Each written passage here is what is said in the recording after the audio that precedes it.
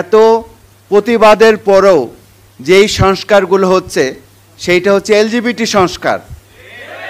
আপনারা অবাক হয়ে যাবেন, 6টা সংস্কার পলিসি যে প্রস্তাব করেছে, যেটা প্রকাশিত হয়েছে 6টা, সংবিধান থেকে শুরু করে মিডিয়া এবং পুলিশ সংস্কার, শ্রম সংস্কার, সব জায়গায় শব্দের মার পেঁচে সমকামিতার ইস্যু আছে।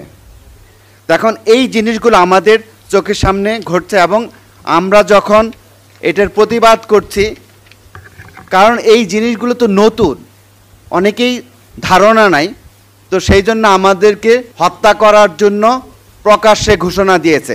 এই যে দেখেন, এই যে ছবি, এই যে আসিফ মাহতাব, এটা আমার ছবি এবং এটা আসিফ মাহতাব, দুইজনের মাথা কেটে চোখ বের করে বলতেছে যে ফুটবল খেলবে। কারা? ওপেনলি সমকামী এবং সিলেট ইউনিভার্সিটি স্টুডেন্ট ছিল।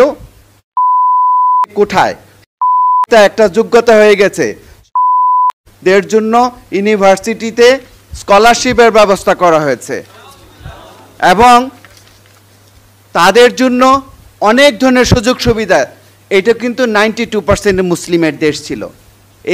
এই সংস্কার কিন্তু হচ্ছে, যারা কথা বলছে তাদের কথা মিডিয়াও শুনে না, পুলিশও আমাদের নিরাপত্তা দিচ্ছে না। এই যে দেখেন, আমেরিকার একজন তাদের এক সংসদ সদস্যকে হত্যার হুমকি দেয়, সাথে সাথে গ্রেপ্তার করেছে। আর আমাদের ঘটনা 12 তারিখের পর থেকে ঘটেছে, কিন্তু কোনো উদ্যোগ তেমন হয়নি। এই যে গতকালের একটা ভাইরাল হওয়ার পরে ডিবি থেকে একজন পুলিশ ফোন করেছিল যে আপনাদের জিডি আমরাই করব। আমি সব ডকুমেন্ট পাঠাইছি, আর কোনো আপডেট নাই।